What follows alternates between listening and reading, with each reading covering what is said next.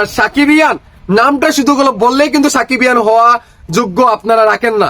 সাকিবিয়ান হতে হলে তার কাজে কর্মে সবকিছু আপনার প্রমাণিত হতে হবে। কিন্তু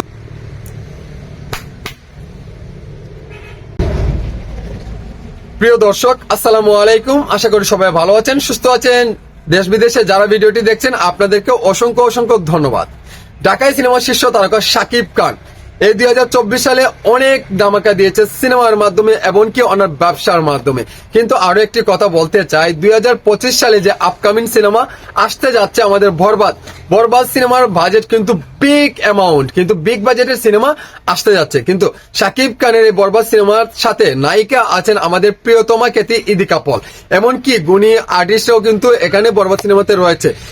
এই বরবাদ সিনেমার বাজেট দিয়ে বাংলার ইন্ডাস্ট্রিতে আরো অনেকটি সিনেমা করা যাবে। কিন্তু এই রকম চিন্তা ভাবনা না করে আমাদের মেহেদী হাসান হৃদয় ভাই শাকিব খানকে নিয়ে বিগ বাজেটের সিনেমা, আপনারা বুঝতে পারছেন, কারণ অনেকগুলো সিনেমা করতে পারবে একটি সিনেমার এই বাজেট দিয়ে। কিন্তু শাকিব খানকে নিয়ে এমন একটি সিনেমা, এমন একটি গল্প সাজিয়েছে আমাদের মেহেদী হাসান হৃদয় ভাই, অনেককে অসংখ্য অসংখ্য ধন্যবাদ দিচ্ছি।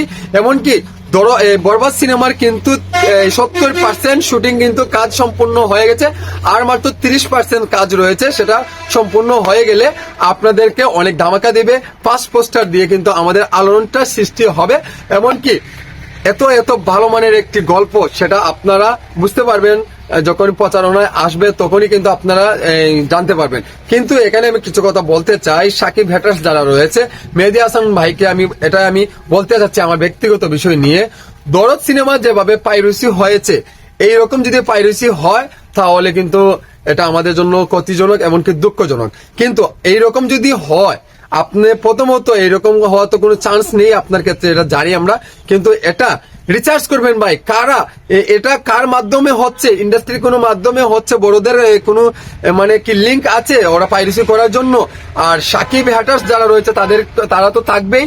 আর আরেকটা কথা আমি বলতে চাই মেহেদী হাসান হৃদয় ভাই, কথা হচ্ছে এই যে শাকিব খান, এমনকি শাকিব খান আমাদের দেশের সুপারস্টার, মেগাস্টার, আমাদের মেহেদী হাসান ও ভাই আমাদের দেশের, আমাদের বাংলার ইন্ডাস্ট্রির একটা গর্ব এই গুণী মানুষরা। কিন্তু শাকিব খানের বরবাদ সিনেমা নিয়ে যারা সমালোচনা করবে, হ্যাঁ করতেই পারে সমালোচনা, এটা ডাজন্ট ম্যাটার, এটা কোনো প্রবলেম নেই।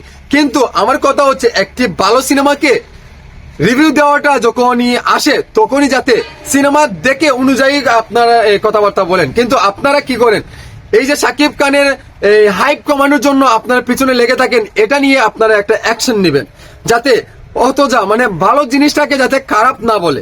মানে ভালো জিনিস, এটা কিন্তু একটা ভালো জিনিস। এখন আমি আই লাভ ইউ শব্দটা বললাম ভালো, কিন্তু অনেকে বলবে এই আই লাভ ইউ শব্দটা কিন্তু হয় নাই, শাকিব খানের বলা হয় নাই, মেহেদী হাসান এটা মেকিং হয় নাই, সেকিং, এইগুলা থেকে যাতে এইরকম কোনো কন্ট্রোভার্সি যাতে তৈরি না হয়, এটা এরা যারা করবে এদের বিরুদ্ধে আপনার অ্যাকশন নেবেন।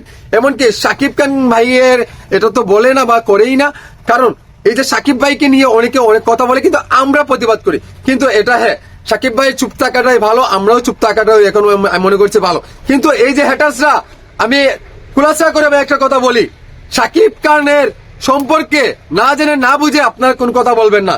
আর সাকিবিয়ান নামটা শুধু বললেই কিন্তু সাকিবিয়ান হওয়া যোগ্য আপনারা রাখেন না। সাকিবিয়ান হতে হলে তার কাজে কর্মে সবকিছু আপনার প্রমাণিত হতে হবে। কিন্তু আজকে একটা জিনিস আমাদের অনন্য মামুনা ভাইয়ের ক্ষেত্রে হয়েছে, একটা জিনিস সমস্যা হতেই পারে, মানে আজকে একটা সমস্যা হচ্ছে, কালকে সমস্যা থাকতেই পারে, মানুষ বলতে কিন্তু সমস্যা লেগেই থাকবে। কিন্তু একটা সময়ে একটা লুক দিতে একটু লেট হয়ে গেছে, আপনারা গালিগালাজ করেছেন। কিন্তু মেহেদী হাসান ভাইয়ের ক্ষেত্রে যাতে এটা আপনারা করেন না, কারণ মেহেদী হাসান ভাই কিন্তু সেই লেভেলের একজন মানুষ। এটা কিন্তু অনন্য মামুন না, এটা কিন্তু অনন্য মামুন ভাইকে যেমন পচাচ্ছেন তেমন করে নাচবে, এটা কিন্তু ভুলেও আপনারা এই দুঃসাহসটা করবেন না মেহেদী হাসান হৃদয় ভাইয়ের ক্ষেত্রে। বিকজ সাবধান হয়ে যাও, সাবধান।